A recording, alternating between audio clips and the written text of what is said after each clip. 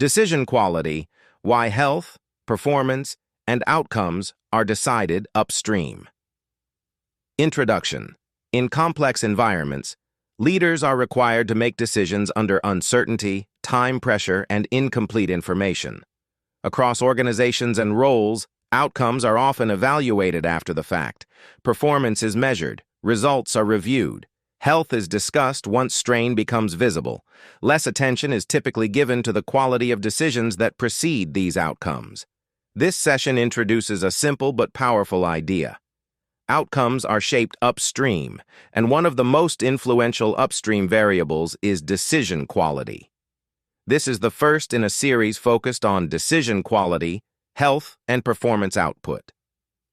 Decision quality is not about intelligence. It is not about speed, and it is not about having perfect information. Decision quality refers to how well a decision is framed, evaluated, and committed to, given the constraints present at the time. In some contexts, leaders are operating under sustained pressure. In others, decisions are made with limited recovery, elevated cognitive load, or competing priorities. In these conditions, decision quality becomes a differentiator.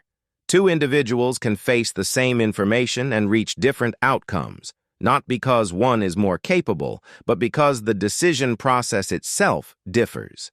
Health is often discussed as a personal matter. In leadership contexts, it functions more accurately as a decision multiplier. Cognitive readiness, sleep quality, stress levels, and energy availability directly influence attention, judgment, and impulse control. Research in neuroscience and behavioral science consistently shows that fatigue and cognitive overload reduce the brain's ability to evaluate risk and trade-offs. This does not imply weakness. It reflects human physiology. When decision-makers operate in a depleted state, even well-designed strategies can become harder to execute, adapt, or reassess. Over time, this compounds. Section 3. The decision quality. Stacked decision quality can be viewed through 4 interrelated layers. The first layer is state. This includes physical energy, cognitive clarity, and emotional regulation. Before evaluating options, it is useful to assess readiness. Not every decision requires peak state, but consequential decisions benefit from it. The second layer is framing. This is where many decisions become constrained early, slow. Framing answers questions such as, what decision are we actually making? What problem are we solving?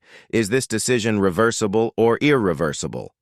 Clear framing reduces noise and prevents unnecessary complexity. The third layer is reasoning. This includes how information is evaluated, how assumptions are tested, and how bias is managed. Experience is valuable. At the same time, experience can introduce subtle bias if not examined. Decision quality improves when assumptions are made explicit and alternative perspectives are considered. The final layer is commitment. Decisions gain strength when ownership is clear and review mechanisms are defined. A decision is not complete at the moment of choice. It continues through execution and reflection. Section 4. Why this matters for performance. Performance outcomes are often discussed in terms of effort, capability, or execution.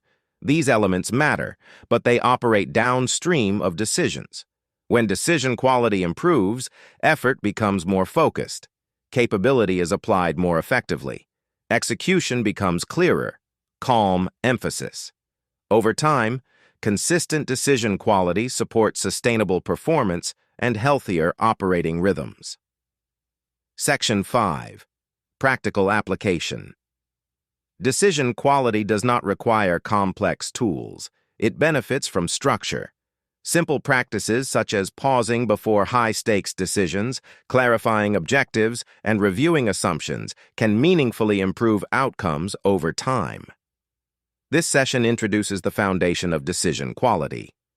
In future sessions, we will explore practical tools, including a concise decision checklist and scorecard designed for real-world use. If you would like access to the Decision Quality Checklist and a short guide expanding on these ideas, you can find the link in the description below. Decision Quality Compounds. Thank you for listening.